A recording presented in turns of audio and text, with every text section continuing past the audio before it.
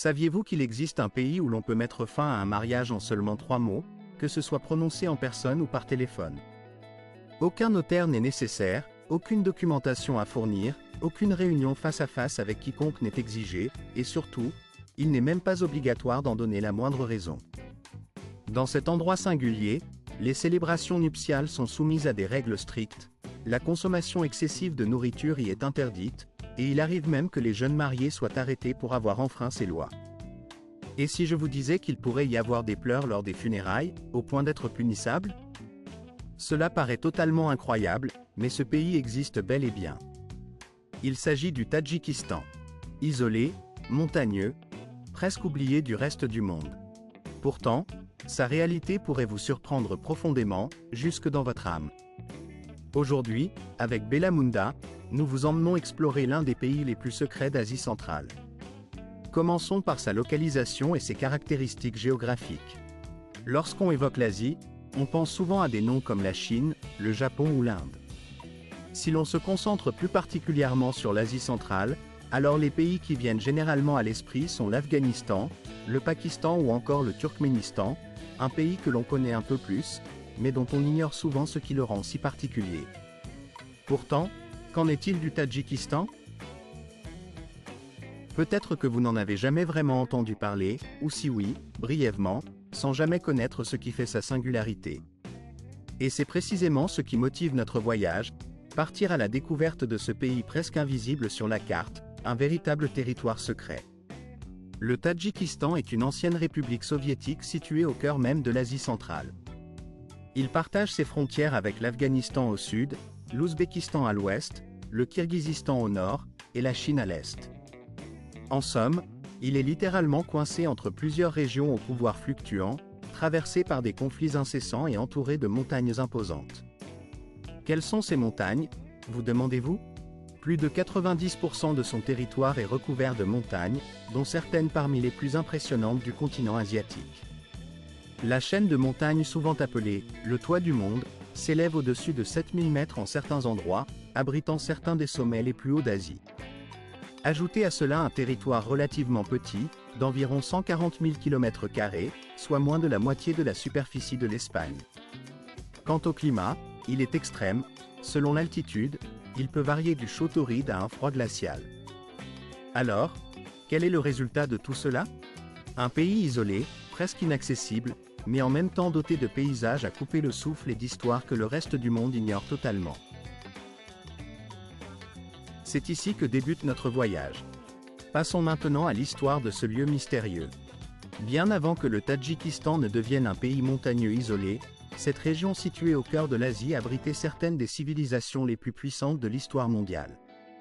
Pendant de nombreux siècles, cette terre a été une étape cruciale sur la célèbre route de la soie, un réseau de voies commerciales reliant l'Est à l'Ouest. Des caravanes allant de la Chine aux marchands du Moyen-Orient, en passant par les conquérants d'Asie centrale et même Alexandre le Grand lui-même, ont traversé ces terres lors de leur campagne. Pendant la majeure partie de son histoire, le territoire que nous connaissons aujourd'hui sous le nom de Tadjikistan était sous la domination de puissants voisins, souvent en conflit ou en rivalité. Depuis l'aube de son histoire, le territoire que l'on nomme aujourd'hui le Tadjikistan a été le théâtre de multiples invasions et influences, qui ont façonné son identité complexe et riche. Tout d'abord, cette région a été sous la domination des Perses, dont l'empreinte culturelle, artistique et scientifique demeure encore visible dans le patrimoine du pays. Par la suite, ce furent les États islamiques médiévaux, notamment l'Empire samanide, qui ont instauré une période de prospérité sans précédent, marquée par un essor dans les arts, les sciences et la littérature, qui a laissé une trace indélébile dans l'histoire locale. Ces dynasties ont permis l'épanouissement d'une civilisation raffinée, dont l'héritage continue d'alimenter la fierté nationale. Cependant, cette période de stabilité et de rayonnement fut rapidement interrompue par les invasions mongoles, menées par le fameux Gengis Khan, dont la progression destructrice n'épargna rien sur leur passage. La violence et la brutalité de ces conquêtes laissèrent derrière elles un pays dévasté, confronté à un chaos sans précédent. Plus tard, au XIXe et début du XXe siècle, ce territoire fut annexé par la Russie impériale, qui en fit une partie intégrante de l'Empire russe, puis, après la révolution bolchevique, une république au sein de l'Union soviétique. Pendant cette longue période, qui représenta un siècle complet, le pays fut soumis à une domination étrangère constante, oscillant entre une vision de colonie exploitée et celle de province intégrée à un vaste empire. Ce n'est qu'en 1991 que le Tadjikistan a officiellement accédé à l'indépendance, coïncidant avec l'effondrement de l'Union soviétique. Néanmoins, cette libération fut plus source de douleur que de bonheur. Dès l'année suivante, le pays sombra dans une guerre civile sanglante, qui dura près de 5 années, faisant des dizaines de milliers de morts et anéantissant la fragile économie encore en reconstruction. Depuis cette période sombre, le Tadjikistan lutte pour se relever, pour retrouver la stabilité et la prospérité. L'atmosphère qui règne dans cette nation demeure encore pesante, marquée par la pauvreté, la dégradation des infrastructures et le départ massif de ses habitants vers l'étranger, dans l'espoir d'une vie meilleure. La gouvernance demeure concentrée entre les mains du même président depuis plus de 2 décennies, ce qui témoigne d'un pouvoir consolidé, malgré les aspirations à plus de démocratie. En somme, l'histoire du pays est celle d'une domination ancienne, d'une résistance persistante et d'un oubli collectif, où chaque étape semble renforcer la quête d'identité et de reconnaissance. Le Tadjikistan, ainsi, a passé une grande partie de son existence sous la tutelle d'autres nations ou empires, ce qui explique en partie la difficulté qu'il éprouve aujourd'hui à définir clairement qui il est réellement et dans quelle direction il doit aller. Sa population, quant à elle, s'élève à un peu plus de 10 millions d'habitants, dont la majorité est composée de Tadjiks, mais où cohabitent aussi des Ouzbeks originaires de l'Ouzbékistan, des Russes issus de l'ex-Union soviétique, ainsi que des Kirghizes du pays voisin, le Kirghizistan. Ces différentes communautés ont conservé leurs traditions, leur cuisine, et même leurs dialectes, créant ainsi un patchwork culturel vibrant et vivant. Ces dernières années, un flux important d'Afghans a traversé la frontière, en quête d'asile face aux troubles qui secouent leur propre pays, apportant avec eux leurs propres coutumes, leurs spécialités culinaires, et des manières de parler qui enrichissent encore davantage la mosaïque sociale du Tadjikistan. La majorité de la population vit cependant dans un environnement où ces groupes se côtoient dans une relative harmonie, en particulier dans les zones montagneuses reculées, où la vie reste simple et ancrée dans des traditions ancestrales. La religion dominante dans cette région demeure l'islam sunnite, qui influence profondément la vie quotidienne, même si, paradoxalement, de nombreux Tadjiks continuent de suivre des coutumes qui semblent remonter à un passé lointain, mêlant croyances religieuses et pratiques traditionnelles. Par exemple, la célébration du Nouvel An persan, appelé Navru, constitue une tradition vivante, où l'accueil du printemps s'accompagne de danses, de repas spéciaux et de rituels liés à la nature. Dans cette cérémonie, il n'est pas rare de faire des vœux dans des sanctuaires perchés en haut des montagnes, ou de porter des âmes numéro 4. La nourriture occupe une place centrale dans la vie quotidienne et la culture du Tadjikistan, incarnant bien plus qu'un simple besoin vital. Elle représente avant tout un vecteur d'hospitalité, de convivialité et de respect mutuel. Dans ce pays aux traditions profondément ancrées, chaque repas est une cérémonie où tout tourne autour d'un espace particulier, généralement le sol ou, plus précisément, une surface plane que l'on appelle communément le dostakan. Contrairement à ce que l'on pourrait attendre, la plupart des foyers tadjiks ne disposent pas de table ou de chaises, ce qui confère à la convivialité et à la simplicité des repas une dimension authentique et chaleureuse. Le repas commence souvent par une série de petites collations, telles que des fruits secs, des noix ou encore des morceaux de holva, une confiserie sucrée à base de farine et de miel ou de sirop. Ces amuse-gueules, servis en prélude, mettent en appétit tout en permettant aux convives de partager un moment de douceur. Vient ensuite la soupe, un plat léger mais nourrissant, suivi de la viande, qui peut prendre diverses formes selon la saison et la disponibilité, mais dont le point d'orgue reste le fameux pilaf, aussi appelé « ose » dans le dialecte local. Ce pilaf, préparé avec soin, consiste en un riz long, mijoté avec des carottes, de l'agneau et une généreuse quantité d'huile, cuit lentement dans un chaudron profond placé au bord du feu. Parfois, le chef y ajoute des pois chiches, des fruits secs ou même des têtes d'ail entières, apportant ainsi une richesse aromatique et une texture variée. La particularité de ce plat réside aussi dans sa manière de se partager. Il est traditionnellement servi dans un seul grand plat, que l'on mange à la cuillère ou à la main, de façon rustique mais conviviale, symbolisant l'union et la solidarité du groupe. Mais à toutes ces traditions culinaires, il faut ajouter un élément fondamental, le pain. Ce dernier, souvent rond et plat, cuit dans un four en terre cuite, accompagne absolument chaque repas. Sa présence est si essentielle qu'aucune table ne semble complète sans lui. Bien que l'on puisse servir du riz, de la viande ou des fruits, l'absence de pain laisse un sentiment d'incomplétude, comme si la table ne contenait rien. Pour les Tadjiks, le pain n'est pas simplement un aliment, il est sacré. Son respect frôle la notion de sainteté. Si par malheur un morceau de pain tombe au sol, personne n'oserait le jeter. Il serait plutôt placé sur un mur, sur le toit ou sur une pierre, de manière à ce que les oiseaux ou les chiens puissent le manger, témoignant ainsi d'un profond respect pour cet aliment précieux. Il est strictement interdit de placer un pain plat à l'envers, car cela porte malheur. La seule exception acceptée consiste à y déposer un autre pain plat, en signe de respect et de continuité. Briser ces règles serait considéré comme un manque de considération pour la maison et ses traditions. Un autre plat traditionnel incontournable est le kurutop. Il s'agit d'un bouillon dans lequel flottent de petites boulettes de fromage séché dissous dans de l'eau, versées sur des morceaux de pâte feuilletée, agrémentés d'oignons frits et de légumes. Ce plat, sans viande, mais riche en arômes et en texture, évoque la simplicité, la générosité et la profondeur de la cuisine tadjike. Tout ce qui est partagé autour du cercle central lors des repas reflète cette même philosophie d'unité et d'harmonie. En été, le marché ou bazar se transforme en un véritable festin pour les sens, débordant de fruits frais, melons, grenades, abricots, raisins, figues. Tous ces produits, naturels et peu coûteux, incarnent la générosité de la terre. Ces délices sont toujours accompagnés d'un thé vert, qui est devenu presque une extension du corps des Tadjiks.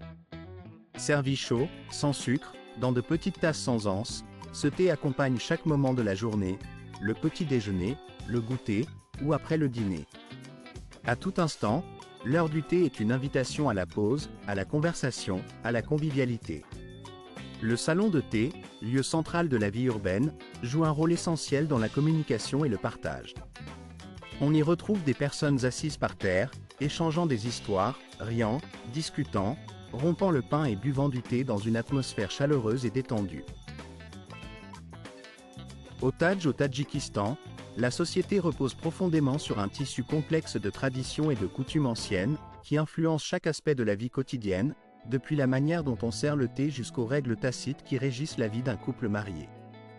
Ces traditions, transmises de génération en génération, façonnent la façon dont chaque individu se comporte, interagit avec les autres et perçoit le monde qui l'entoure.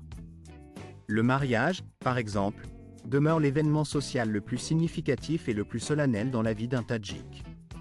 Il ne s'agit pas simplement d'une union entre deux personnes, mais d'une cérémonie d'une importance capitale, qui rassemble famille, amis et voisins pour célébrer cette étape fondamentale.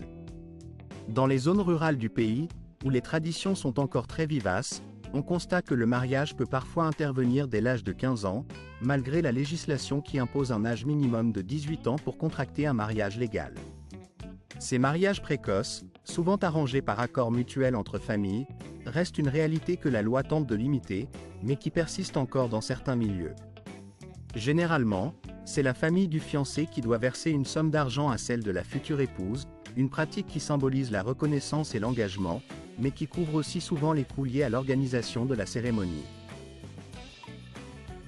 La tradition veut que cette somme soit en espèces, et son montant tend à correspondre approximativement aux dépenses nécessaires pour assurer la réussite de la fête et du mariage en lui-même. Un mariage au Tadjikistan est un véritable événement festif, souvent somptueux et grandiose, où la nourriture abondante, la musique, les danses traditionnelles et la joie collective occupent une place centrale. La célébration rassemble des invités venus de tous les villages aux alentours, créant une atmosphère de convivialité et de partage intense. Autrefois, ces fêtes étaient encore plus éclatantes, mais ces dernières années, sous la pression de directives venues d'en haut pour limiter les excès, certains aspects excessifs ont été atténués. Néanmoins, l'esprit de fête reste intact, et chaque détail témoigne de l'importance accordée à cette étape de la vie. Après la cérémonie, si du reste d'argent subsiste, il est souvent dépensé en achat de nourriture ou de cadeaux pour la famille et les amis. Une pratique curieuse, mais profondément ancrée, consiste à jeter une partie du pourboire de mariage aux demoiselles d'honneur, dans l'espoir que celui ou celle qui attrapera la pièce ou le billet sera assuré d'un amour heureux et prospère. On pourrait penser qu'il s'agit d'une simple tradition de lancer un bouquet, mais en réalité, les véritables significations et rituels commencent après que le couple ait vécu une vie de bonheur conjugal. De nombreux jeunes hommes tadjiks se marient et, peu de temps après, partent en quête d'opportunités à l'étranger pour travailler. La séparation géographique ne met pas fin à leur vie conjugale, mais transforme plutôt la dynamique familiale. La femme qui reste à la maison ne devient pas seulement l'épouse, mais aussi la mère, la gestionnaire du foyer et parfois même la tutrice des belles-filles, si elles existent. La femme devient une présence quasi permanente, sous surveillance constante, et la vie de couple peut souvent se réduire à une coexistence difficile. Dans le cas où le mariage ne fonctionne pas, la procédure de divorce est relativement simple pour l'homme. Il lui suffit de prononcer 3 fois le mot « talak », même par téléphone, pour être libéré de ses obligations conjugales. La femme, en revanche, doit faire face à un processus long et éprouvant, souvent marqué par la stigmatisation et le rejet social. Elle se retrouve isolée, marginalisée, et doit souvent faire face à des accusations ou à un blâme implicite qui rend sa réintégration dans la société plus difficile. Un aspect culturel particulièrement intéressant, que l'on ne peut oublier, concerne l'apparence physique. Dans les zones rurales du Tadjikistan, il est rare de voir des sourcils fins ou très peu fournis. La norme esthétique veut que les sourcils soient épais et bien dessinés, voire reliés entre eux par maquillage ou tatouage temporaire. Pour les femmes, avoir des sourcils larges et séparés est considéré comme un signe de beauté, de pureté et de fierté féminine. Ce n'est pas considéré comme étrange ou laid, mais plutôt comme un symbole fort de leur identité et de leur fierté de leur apparence. En parlant de fierté et de respect, il est essentiel de souligner que ces valeurs s'accompagnent de règles sociales strictes. Les hommes saluent généralement par une poignée de main isolée par la majesté imposante des montagnes, protégée par des vallées profondes et presque oubliée par le tumulte touristique. Le Tadjikistan dévoile des paysages qui ressemblent à des œuvres d'art, comme si chaque vue avait été soigneusement peinte par un artiste inspiré. Ceux qui osent s'aventurer dans ces régions reculées découvrent rapidement que, malgré le fait que ce pays reste l'un des moins connus de toute l'Asie centrale, il offre des spectacles naturels d'une beauté à couper le souffle, des spectacles qui restent gravés dans la mémoire et ne peuvent être effacés. Le voyage commence souvent dans la capitale, Dushanbe, une ville calme, aux larges avenues bordées d'arbres et de verdure, où il est possible de ressentir une atmosphère de sérénité. Dans cette ville, se trouve le Musée national du Tadjikistan, un lieu où l'histoire du pays prend vie à travers des collections retraçant l'évolution de ses civilisations, depuis les traces laissées par l'âge de pierre jusqu'aux reliques de l'époque soviétique. Pourtant, pour découvrir la véritable essence du pays, il faut s'éloigner du centre urbain, car c'est là que tout change radicalement. Bientôt, sous nos yeux émergent les sommets enneigés des montagnes Fan, une chaîne montagneuse majestueuse qui dissimule en son sein les célèbres 7 lacs, connus sous le nom de 7 joyaux. Chacun de ces lacs possède une couleur unique, allant d'un bleu profond à un vert émeraude brillant, formant un tableau naturel d'une diversité chromatique exceptionnelle. Au cœur de cette splendeur, je me remémore un ancien nom, Alexandre le Grand. On raconte qu'il serait passé par ici, et en son honneur, l'un des lacs porte le nom d'Iskanderkul. Pour ceux qui ne le savent pas, Iskander est la version locale du nom Alexandre.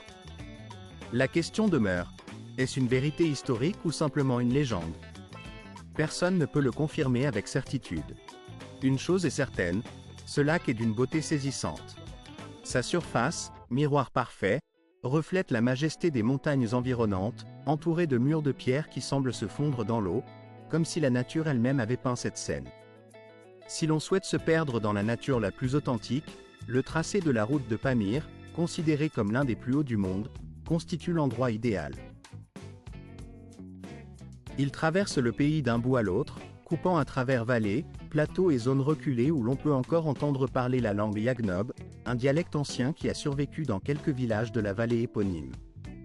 Ce pays, avec ses lieux enchanteurs, sa gastronomie, son histoire riche et ses traditions ancestrales, possède une magie qui opère sur tous ceux qui le visitent. Cependant, comme nous allons le voir, tout ici n'est pas aussi simple qu'il paraît, car l'arc-en-ciel de la vie politique et sociale ne se déploie pas sans complexité. Au centre de cette complexité se trouve le chiffre symbolique de 7, un nombre qui représente l'homme qui gouverne tout. Rappelons que nous avions évoqué, précédemment, des mariages qui, à cause de restrictions et de coutumes strictes, ne peuvent plus être arrangés comme ils l'étaient autrefois. Et maintenant, Vous comprendrez pourquoi. Depuis 2092, le Tadjikistan est sous la domination d'un seul homme, un certain Emomali Rahmon. Il a modifié la constitution, levé les restrictions sur le nombre de mandats présidentiels, et depuis 2016, la loi lui permet de rester éternellement au pouvoir, littéralement. Aujourd'hui, Rahmon est presque perçu comme une figure sacrée, une sorte de pilier national. Il porte le titre de « fondateur de la paix et de l'unité nationale » et son image orne tous les espaces publics du pays. Les médias d'État le comparent constamment au soleil, symbole de stabilité et de puissance, et chaque citoyen est tenu de s'adresser à lui avec le titre respectueux de « Votre Excellence ». Mais son influence dépasse largement ces symboles. Son fils dirige le Parlement, sa fille est à la tête de l'administration présidentielle, son gendre contrôle la Banque centrale, et de nombreux hauts responsables du gouvernement proviennent du même village natal que Rahmon. En d'autres termes, le pouvoir s'est transformé en une affaire de famille, une dynastie qui s'étend dans tous les niveaux de la gouvernance. Ceux qui osent remettre en question ce système risquent la prison ou dé en 2018, une année qui restera gravée dans la mémoire collective. Un épisode marquant s'est produit lorsqu'un journaliste a été injustement emprisonné pour avoir osé dénoncer la corruption endémique qui gangrène son pays. Cet incident n'était qu'un exemple parmi d'autres des restrictions draconiennes qui régissent la vie quotidienne dans cette nation, où la liberté d'expression semble rétrécir chaque jour davantage. Aujourd'hui encore, il paraît que l'utilisation d'un vocabulaire trop sophistiqué ou complexe dans les médias ou même dans la correspondance courante peut entraîner des sanctions financières. Selon les autorités, un jargon trop abscon, difficile à comprendre pour le peuple, pourrait semer la confusion et compromettre la clarté de la communication publique. Il est même rapporté que, dans certains cas, un journaliste qui emploie des mots rares ou techniques pourrait se voir infliger une amende d'un montant équivalent à 100 $, une somme non négligeable dans ce contexte. La liberté de parler librement est ainsi soumise à des contraintes rigoureuses, et même la langue, dans ses nuances, devient un terrain de contrôle. Par ailleurs, la religion occupe une place centrale dans le contrôle social exercé par l'État, qui veille scrupuleusement à faire respecter ces règles strictes. Il est formellement interdit de porter un foulard ou une barbe longue, des pratiques considérées comme symboles de foi, mais également de conduire ses enfants à la mosquée ou de réaliser un pèlerinage à la Mecque avant l'âge de 40 années. Même poursuivre des études dans des écoles islamiques privées peut devenir un sujet de préoccupation et poser des problèmes administratifs ou légaux. La liste des interdictions ne s'arrête pas là, et chaque aspect de la vie quotidienne semble soumis à des restrictions qui reflètent une volonté de contrôler toutes les facettes de l'existence des citoyens. Prenons l'exemple de célébrations culturelles ou festives. Si vous souhaitez fêter le Nouvel An, cela est tout simplement interdit. Pas de musique forte, pas de feux d'artifice pour accueillir la nouvelle année. Même la figure emblématique du Père Noël, symbole de la fête, a été déclarée comme étant un extraterrestre ou un symbole étranger, indésirable dans ce contexte. Les anniversaires, en particulier, doivent se tenir exclusivement à la maison, et organiser un banquet dans une salle ou un restaurant est prohibé, sous peine de sanctions immédiates. En cas de tentative de célébration somptueuse ou ostentatoire, la police n'hésite pas à intervenir en frappant à la porte, en confisquant les plats ou en accusant la famille de gaspillage ou d'ostentation. Ces mesures, bien que sévères, se sont avérées fréquentes, faisant partie d'une réalité quotidienne pour beaucoup. Même lors de moments de deuil, la liberté de pleurer ou de rendre hommage à un défunt est fortement encadrée. En 2017, les autorités ont interdit tout cri fort, toute procession funéraire bruyante ou gestes excessifs lors des funérailles. Il est désormais interdit de se déchirer les cheveux, de frapper sa poitrine ou de manifester sa douleur en public. Le deuil doit rester silencieux, discret, conforme à une idée de modestie imposée par l'État. Toutes ces mesures, justifiées par ses responsables au nom de la moralité publique et de la modestie, ne sont en réalité qu'un moyen de renforcer un contrôle absolu sur la population. En empêchant même les familles de pleurer en paix, le gouvernement témoigne de sa volonté de surveiller chaque aspect de la vie privée, sous prétexte de préserver l'ordre moral. Tout cela s'inscrit dans une philosophie où la modestie n'est qu'un prétexte, et où, à y regarder de plus près, le véritable objectif semble être un contrôle total de la société par un État qui ne laisse aucune marge de liberté. La liberté de vivre, de s'exprimer, de célébrer ou même de pleurer en toute intimité est ainsi graduellement érodée, remplacée par une surveillance constante et une réglementation rigoureuse. En somme, ce pays, à la fois magnifique par son histoire et sa culture, reste marqué par des contrastes profonds, qui défient toute explication simple ou évidente. Son visage complexe révèle une société où la tradition et la contrôle étatique se mêlent, créant un paysage à la fois fascinant et oppressant. J'espère que cette immersion dans cette réalité particulière vous aura plu et permis de mieux comprendre un pays dont la richesse culturelle contraste avec la dureté de ses lois. Si cette narration vous a intéressé, n'hésitez pas à réfléchir à la complexité de ces sociétés où la liberté reste souvent un concept fragile, soumis à des interprétations strictes. La suite de notre voyage dans les contrées du